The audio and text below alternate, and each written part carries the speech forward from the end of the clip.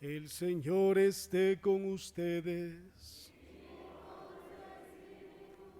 Proclamación del Santo Evangelio según San Marcos.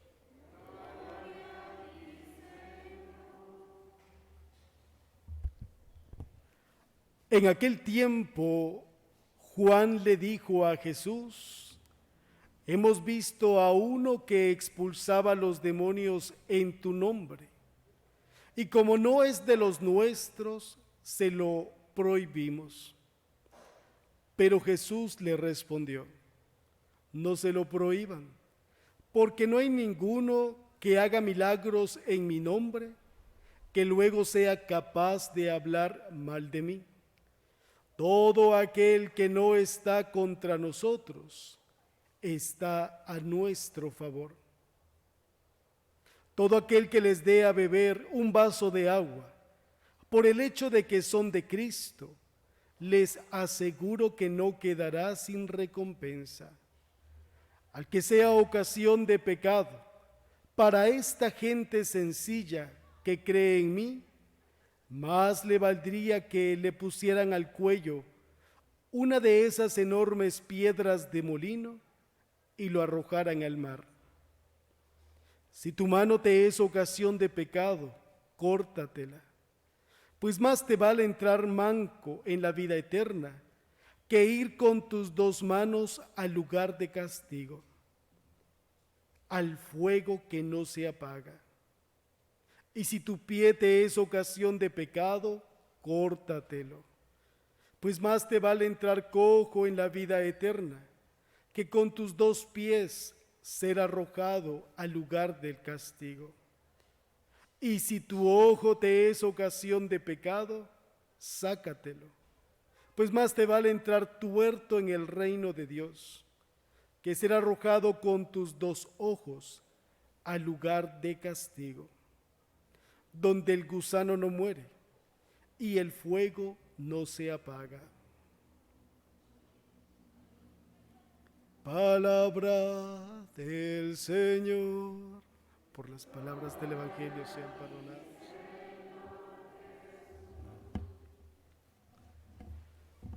Todo aquel que les dé a beber un vaso de agua, por el hecho que son de Cristo, les aseguro que no se quedará sin recompensa. Queridos hermanos, hoy la palabra del Señor que hemos escuchado en las lecturas de este domingo hacen referencia a la tolerancia y a la radicalidad, características de todo cristiano. El libro de los Números es el cuarto libro de las Sagradas Escrituras. Nos relata el tiempo vivido del pueblo de Israel en el desierto. Su mensaje contempla el acompañamiento del Señor en su caminar hacia la tierra prometida. Ilumina de tal manera también nuestra vida, nuestro caminar al encuentro del Señor. El capítulo 11 que escuchamos el día de hoy nos describe cómo el Señor se manifiesta por medio de una nube que desciende sobre Moisés y los 70 ancianos. Y cuando el Espíritu se posó sobre ellos, se pusieron a profetizar, incluyendo también a Eldad y Medad, quienes no habían asistido a aquella reunión. Ellos recibieron también el mismo Espíritu. Josué le pide a Moisés que prohíba a aquellos hombres profetizar, pero Moisés, un hombre sabio, le responde: ¿crees que voy a ponerme celoso? Ojalá que todo el pueblo de Dios fuera profeta y descendiera sobre ellos el Espíritu del Señor. La fuente del Espíritu es Dios mismo y puede dárselo a quien Él quiera por encima de todas las determinaciones humanas. Dentro de nosotros, dentro de nuestra comunidad parroquial, Hay hermanos que son usados por Dios para predicar, para difundir su evangelio. Hay otros que tienen el don de la alabanza, de ejecutar instrumentos musicales y lo ponen al servicio de Dios, que cuando los escuchamos nos llenamos de esa presencia de Dios y nos conducen, nos acompañan para alabar a Dios por medio de la música. También hay otros que son buenos para la visita a los enfermos, que tienen esa ternura para con aquellos hermanos que sufren, que les visitan, que están atentos a sus necesidades y que manifiestan la caricia de Dios por medio de sus palabras y sus buenas obras. Y no podemos impedírselos siempre y cuando todo tenga un orden. El Catecismo de la Iglesia Católica, en los numerales 774 al 76, nos enseña que la Iglesia es un instrumento de salvación. La Iglesia es en este mundo el sacramento de salvación y un signo y un instrumento de comunión con Dios entre los hombres.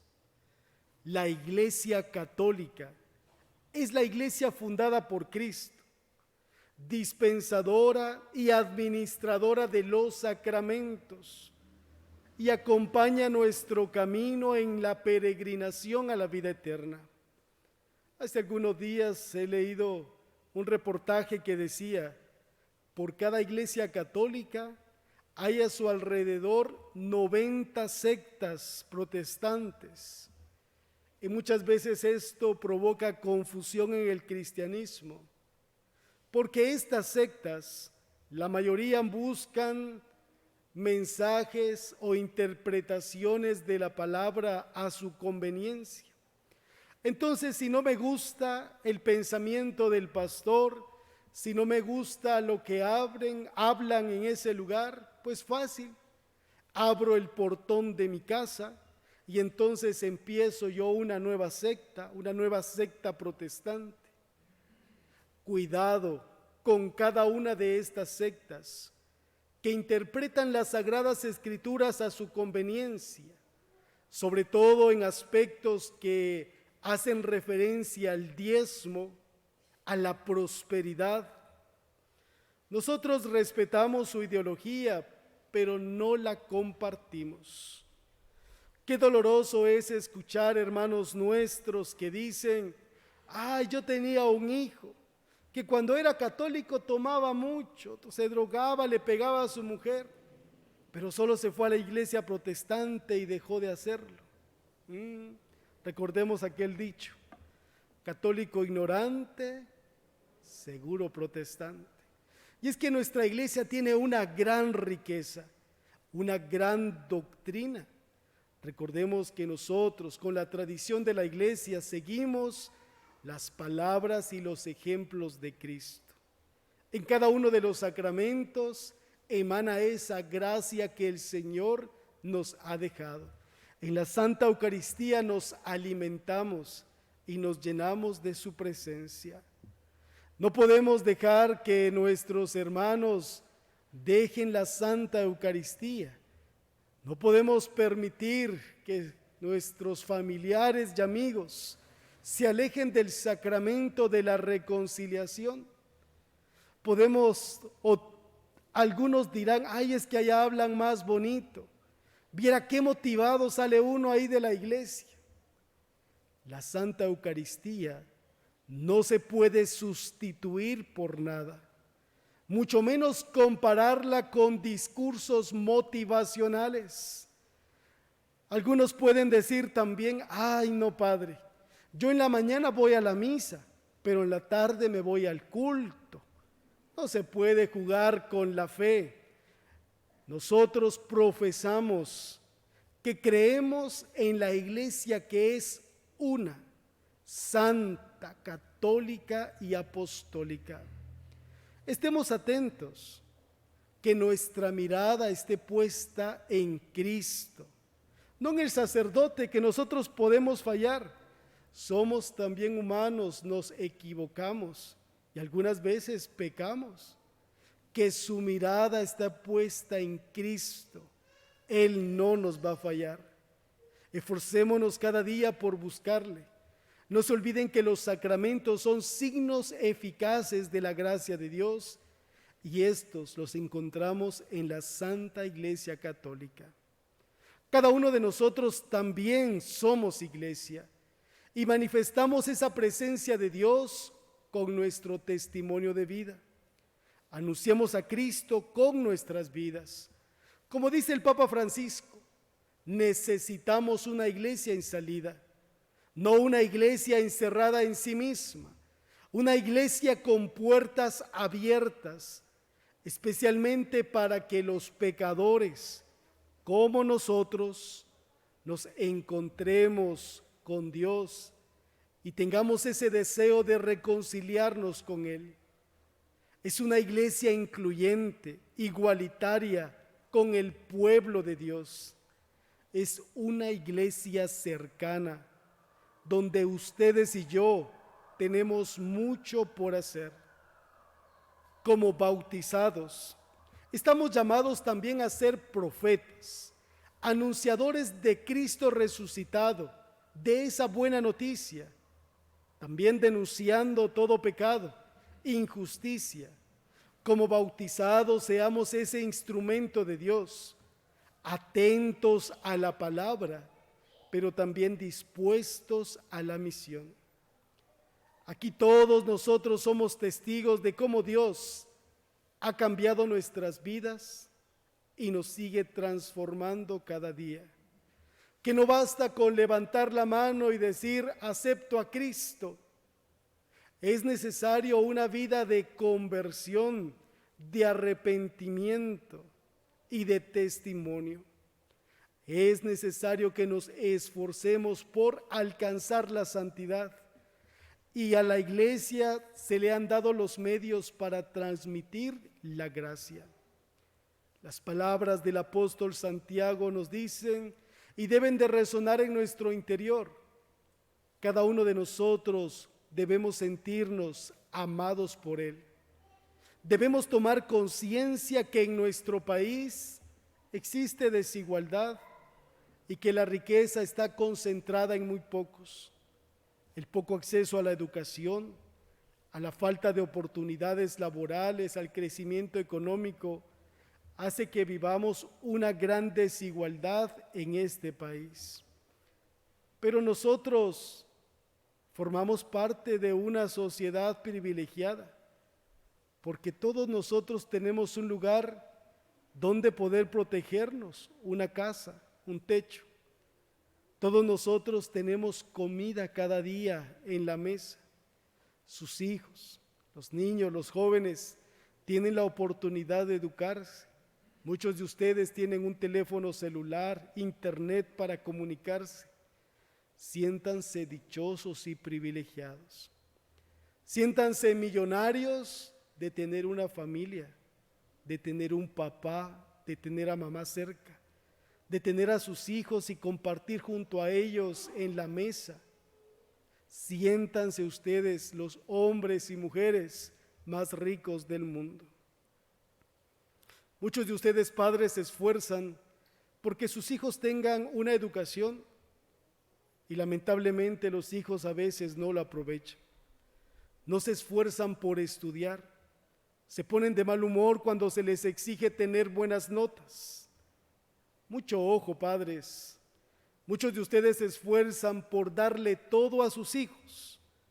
Todo aquello que quizá ustedes no pudieron tener, quieren que sus hijos lo tengan. Tengan cuidado porque están formando una generación que no se esforzará por alcanzar metas porque todo se lo han dado.